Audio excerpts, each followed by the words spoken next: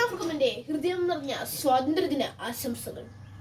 അധിനിവേശത്തിന്റെ കാൽശങ്കല പൊട്ടിച്ചെറിഞ്ഞ India സ്വാതന്ത്ര്യത്തിന്റെ അനന്തവിഹായത്തിലേക്ക് പറന്നുയർന്ന മഹത്തായ സുദിനം 1947 August 15.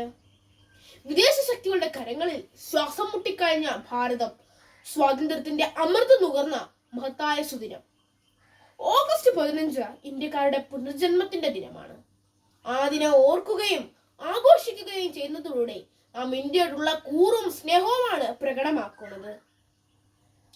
സ്വാതന്ത്ര്യത്തിന്റെ വിലയും അസ്വാതന്ത്ര്യത്തിന്റെ പീഡനങ്ങളും അനുഭവിച്ച ഇന്ത്യയുടെ പിന്നിട്ടുള്ള നാളുകൾ ഭാവി തലമുറയിൽ കൊളുത്തിവെക്കുന്നത് പാരതന്ത്ര്യ മാനികൾക്ക് മൃതിയേക്കാൾ ഭയാനകം എന്ന കുമാരനാശാന്റെ വരികളായിരുന്നു. അനേകം പുണ്യാത്മാക്കളുടെ ജീവത്യാഗമാണ് നാം ഇന്ന് അനുഭവിക്കുന്ന സ്വാതന്ത്ര്യമെന്ന് നാം മറക്കാതിരിക്കുക.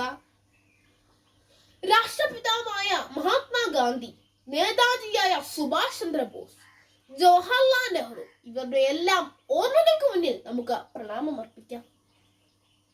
1947 നിന്നും 2024 ഇന്ത്യ എത്തി നിൽക്കുമ്പോൾ ഏറെ വളർന്നിരിക്കുന്നു.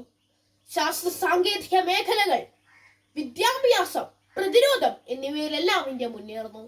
ചന്ദ്രയാനും മംഗൾയാനും എല്ലാം അതിന്റെ നേർക്കാഴ്ചകളാണ്. അഹിംസയിലൂന്നിയ സ്വാതന്ത്ര്യമാണ് നമ്മുടേത്. എന്നാൽ ഇന്ന് ജാതിയുടെയും മതത്തിന്റെയും പേരിൽ മനുഷ്യൻ തമ്മിൽ പടവെട്ടുകയാണ്. കൊലപാതകങ്ങളും സ്ത്രീധന മരണങ്ങളും എല്ലാം തുടർക്കഥ പോലെ കേൾക്കുമ്പോൾ നമുക്ക് സംശയിക്കാം, നമുക്ക് സ്വാതന്ത്ര്യം ലഭിച്ചിട്ടുണ്ടോ എന്ന്.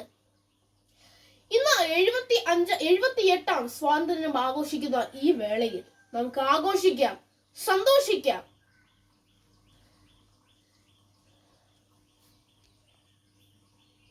തങ്ങൾക്ക് കിട്ടിയ സ്വാതന്ത്ര്യത്തിന്റെ തട്ടകത്തിൽ ചുവടൊന്നു നിൽക്കുന്ന ഇന്ത്യ പടുത്തുയർന്നത് ഏകാധിപത്യ സാമ്രാജ്യങ്ങളല്ല, ജനങ്ങൾക്ക് വേണ്ടി ജനങ്ങളാൽ നയിക്കപ്പെടുന്ന ജനാധിപത്യം എന്ന വ്യവസ്ഥയാണ് ഇത് അർത്ഥമാക്കിയത്.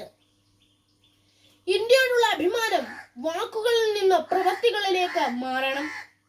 ഇന്ത്യ എന്റെ രാജ്യമാണ്, എല്ലാ ഇന്ത്യക്കാരും എന്റെ സഹോദരന്മാരാണ് എന്ന് 1000 വട്ടം പ്രതിജ്ഞ ചെയ്താലും നാം യഥാർത്ഥ ഇന്ത്യക്കാരനാകാനില്ല.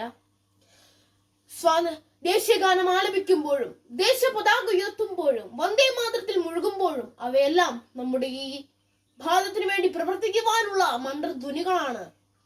ഇത്രയും പറഞ്ഞുകൊണ്ട് എന്റെ എളിയ വാക്കുകൾ ഇവിടെ ഉപസംഹരിക്കുന്നു. നന്ദി, നമസ്കാരം, ജയ് ഹിന്ദ്.